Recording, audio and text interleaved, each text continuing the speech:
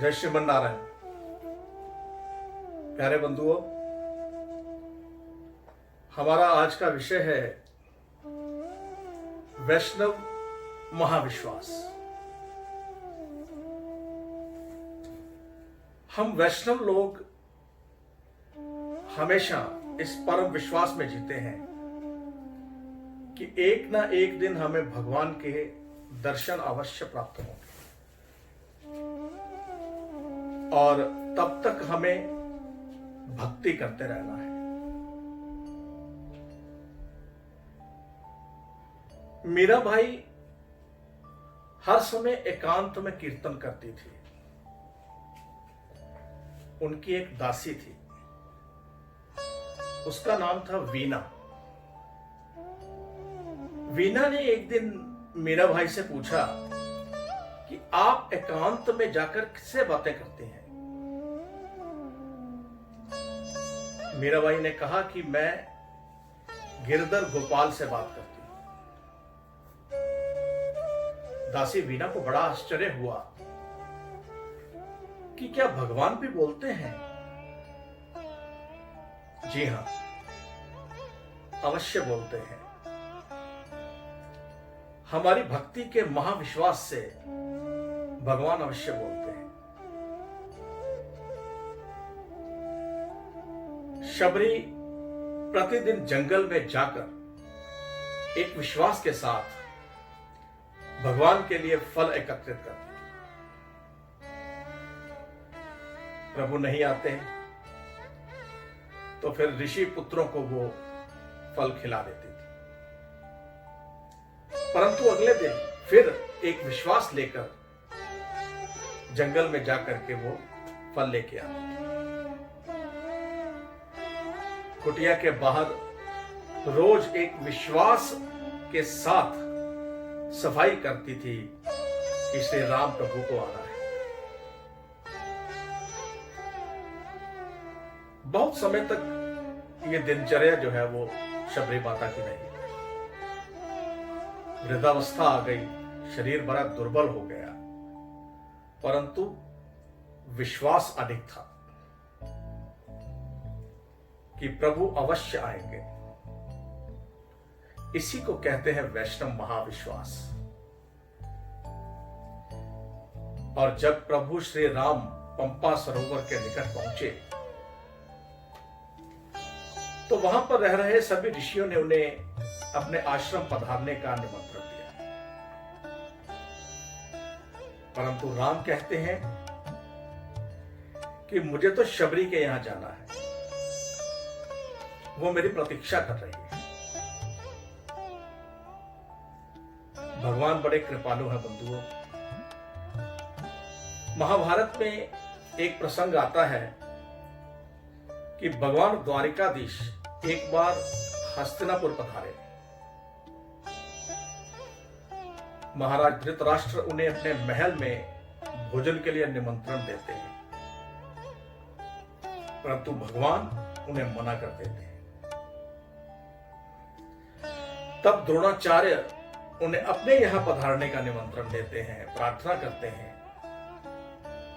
परंतु भगवान उन्हें भी मना कर देते हैं और कहते हैं कि वह गंगा किनारे विदुर की कुटिया में जाएंगे। बंधुओं, हमारा विश्वास अगर अडिग है, हमारा जीवन यदि पवित्र है, तो भगवान बिना निमंत्रण के हमारे यहां पधारेंगे। भक्त नामदेव की कथा आप सबने सुनी होगी। उनके घर में भगवान विट्ठल नाथ जी की पूजा होती थी। एक बार उनके पिताजी को किसी कारणवश बाहर जाना पड़ा। नामदेव तब बहुत छोटे थे। पिता ने समझाया कि बेटा, हमारे घर के स्वामी विट्ठल नाथ जी हैं, उनकी सेवा में कोई त्रुटि न रह जाए। सुबह जल्दी उठकर स्नान करके भगवान की स्तुति करना और उनको जगाना। फिर उनको स्नान कराना, उनका श्रृंगार करना और उनको दूध का भोग लगवाना। ध्यान रखना, विट्ठलनाथ जी बड़े शर्मीले हैं।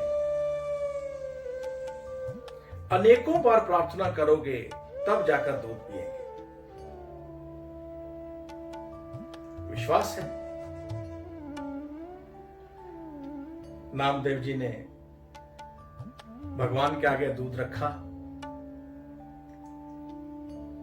जब भगवान दूध नहीं पी रहे हैं तो नामदेव जी कहते हैं कि प्रभु, आपको भूख लगी होगी, कृपया दूध पी लीजिए, या बताइए अगर इसमें शक्कर कम है तो मैं और डाल देता हूं। परंतु भगवान चुप है। नामदेव जी का विश्वास देखिए। प्रभु से कहते हैं कि अगर आप दूध नहीं पिएंगे तो मैं यहीं प्राण त्याग दूंगा। और बंधुओं, भगवान दूध पीने लगे। नामदेव जी के महाविश्वास को प्रणाम है। श्री रामचरितमानस के अरण्य कांड में एक प्रसंग अगस्त्य मुनि व उनके शिष्य सुतीक्षण का है। अगस्त्य मुनि से शिक्षा पाकर जब सुतीक्षण ने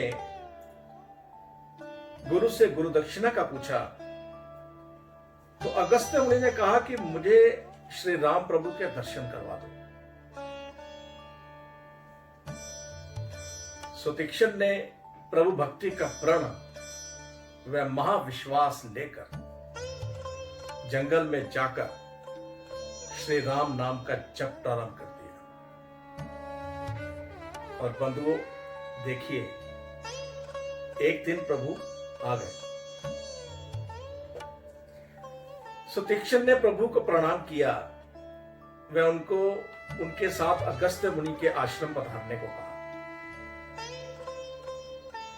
अपने विश्वास व भक्ति के बल पर सुतीक्षण ने अपने गुरु को श्री राम प्रभु के दर्शन करवाकर उनको गुरु दक्षिणा दी। वैष्णव के महाविश्वास की जय हो। जय श्रीमन नारायण।